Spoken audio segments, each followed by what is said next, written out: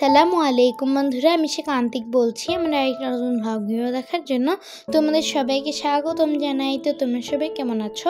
আশা করছি খুব ভালো আছো এবং সুস্থ আছো। আলহামদুলিল্লাহ, আল্লাহর অসীম রহমতে আমিও খুব ভালো আছি এবং সুস্থ আছি। দেশ এবং দেশের বাহির থেকে যারা এই ভিডিওটি দেখছো তাদের সবাইকে জানাই অসংখ্য ধন্যবাদ। তো বন্ধুরা, আমি কিন্তু প্রতিদিনের মতো সকাল থেকে ভিডিওটি স্টার্ট করলাম। আর বন্ধুরা, মা কিন্তু করে নিয়েছে ইয়েলো রাইস, আর সাথে দেখো সকালের নাস্তার সাথে খাওয়ার জন্য মা এখানে কিন্তু সুন্দর করে আলু ভাজা করে নিচ্ছে। এটা কিন্তু মা ক্রিস্পি করে ভালোই লাগে খেতে। আমার সে ক্রিস্পি করে খেতে মজা লাগে। আর মা কিন্তু পরে ডিমের অমলেটও করে নিয়েছিল অফ ক্যামেরায়। তো এখন কিন্তু আমি খেতে বসে যাব, আর মা আমাকে লেবু কেটে দিয়েছে। তো এগুলো দিয়ে খেলাম, এতই মজা লাগছিল বন্ধুরা। আজকে সকালের নাস্তাটা দারুণ ছিল, তো ভালোই লাগছিল। আর সকালের নাস্তায় এত মজাদার খাবার খেতে কার না ভালো লাগে বলো? আসলে আমি এক এক দিন এক এক রকমের খাবার খাই। অনেক সময় রুটি, পরোটা, খিচুড়ি, তারপর চাপড়ি, বোয়া ভাত, আবার এরকম ইয়েলো রাইস খাই। আবার অনেক সময় ভাত দিয়ে অনেক রকমের ভর্তা খাই। আবার মাঝে মাঝে আমি পান্তাও খাই, তবে পান্তা আমি এত বেশি খাই না, তবে অনেক সময় খেয়ে ভালো লাগে। আবার কখনো কখনো আমি নুডলস খাই, আর কখনো চিড়া ভাজা খাই, আর তারপর চিড়ার পোলাও খাই। এগুলো খেতে কিন্তু ভালোই লাগে সকালবেলা। আর মা অনেক সময় এগ রোল করে দেয়। বাবার আমার তো নুডলস যে এত প্রিয়, আমরা তো খুব মজা করে নুডলস খাই। তো এরকম বিভিন্ন ধরনের সকালে নাস্তা কিন্তু আমরা খেয়ে থাকি। তোমরা কীরকম খেয়ে থাকো অবশ্যই জানিও।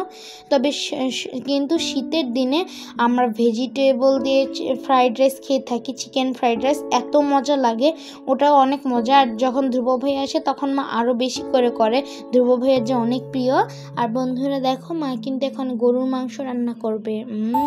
এটা আমাদের জুম্মার দিনের খাবার।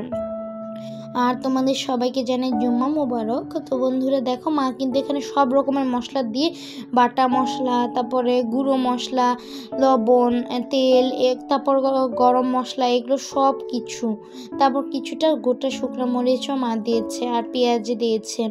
এগুলো সব দিয়ে মা ভালো করে মেখে নিচ্ছে হাত দিয়ে। এইভাবে করে মাখালে না এত সুন্দর একটা ঘ্রাণ পাওয়া যায়, তখনই খেতে ইচ্ছে করে যায়, মানে এত সুন্দর একটা ঘ্রাণ। তো পরে রান্না করার পর যে খাই অনেক ভালো লাগে। মা কিন্তু অনেক সুন্দর করে মাখাবে, একদম মাখিয়ে মাংসকে অনেক সুন্দর মেকআপ করিয়ে দিবে। আর মাংসের জীবন একদম খুশিতে, মানে খুশি হয়ে যাবে, তার জীবনটা খুশিতে ভরিয়ে দিবে সুন্দর বানিয়ে।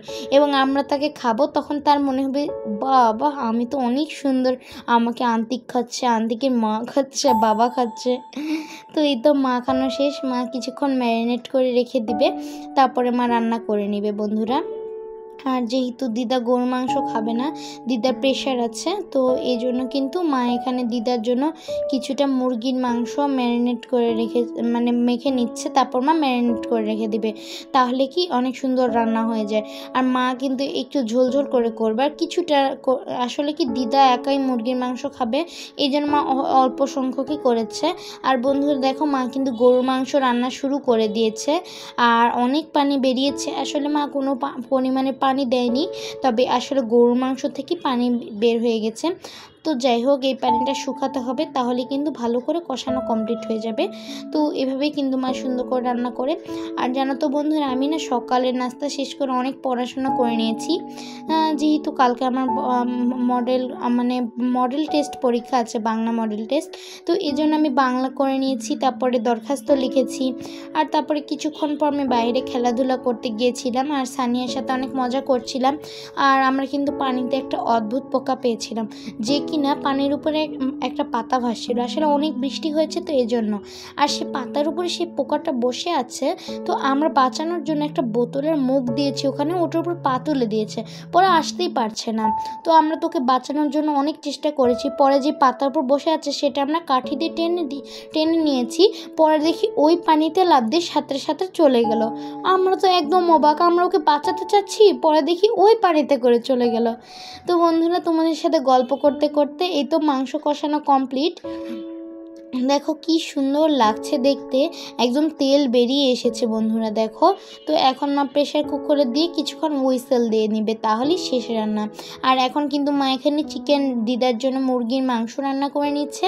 আসলে মা অফ ক্যামেরায় কষিয়ে নিয়েছে।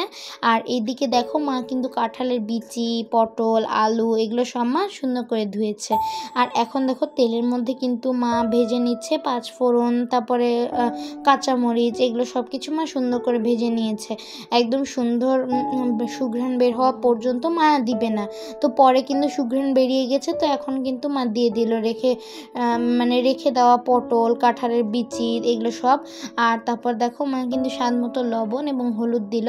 তো এটা না মা ক্রিস্পি করেই ভাজার চেষ্টা করে, আমার না এভাবে ক্রিস্পি খেতেই ভালো লাগে বন্ধুরা। আসলে এটা না এটা রান্না করতে একটু বেশি সময় লাগে, অল্প আছে ঢেকে ঢেকে মা ভেজে নেয় সুন্দর করে, তারপরে ক্রিস্পি হয়।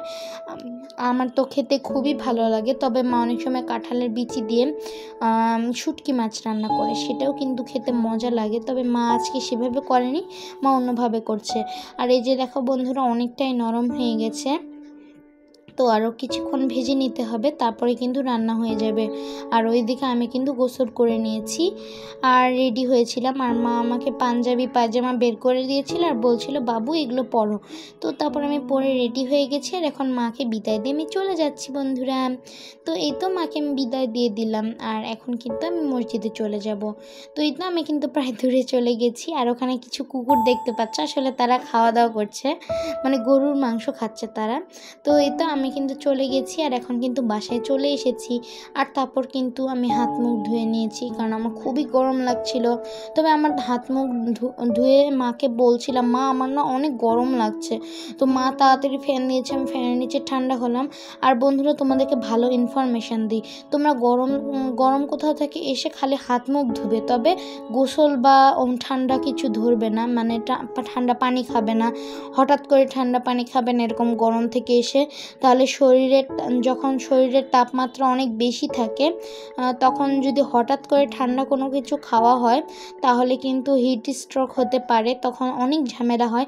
এই জন্য কিন্তু অনেকেই মারা যায়, তো মানুষ মরেও যেতে পারে। আমি শুনেছিলাম কয়েকজন লোক তারা হচ্ছে সৌদি আরবে হেঁটে হেঁটে অনেক পাহাড়ে উঁচুতে উঠেছেন, তো তারা কিন্তু পরে ঠান্ডা পানি খেয়েছিলেন, এই জন্য তাদের হিট স্ট্রোক হয়েছিল এবং তারা মৃত্যুবরণও করেছিলেন, তারা সাথে সাথেই মারা গিয়েছিলেন। তো তাদের জন্য আমার খুবই খারাপ লাগছিল।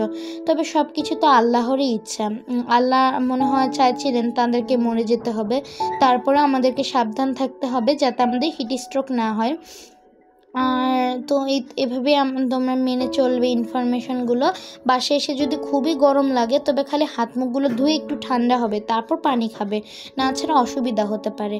তো আমি কিন্তু বাসায় আসার সাথে সাথে পানি খাইনি, কিছুক্ষণ পরেই পানি খেয়েছি, তারপর টিভি দেখেছি, আর এখন কিন্তু আমি খাওয়া দাওয়া করে নিচ্ছি। আর পরে কিন্তু আমি মায়ের সাথে একটু ঘুমিয়ে পড়েছিলাম, আর এই তো আমি তোমাদের সাথে গল্প করতে করতে মজা করে খেয়ে নিয়েছি। তো মায়ের সাথে ঘুমিয়েছি, খুবই ভালো লাগছিল।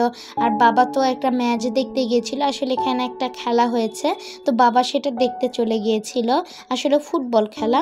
তো বন্ধুরা ভিডিওটি ভালো লাগলে অবশ্যই লাইক করে দিও, এবং আমার পাশে থাকতে চাইলে অবশ্যই সাবস্ক্রাইব করে দিও। আর বন্ধুরা দেখলে আমি ধামাকা রিঅ্যাক্ট দিলাম। তো তোমরা সবাই খুব ভালো থেকো, সুস্থ থেকো, আমার জন্য দোয়া করো, আমিও তোমাদের জন্য দোয়া করি। আল্লাহ হাফিজ।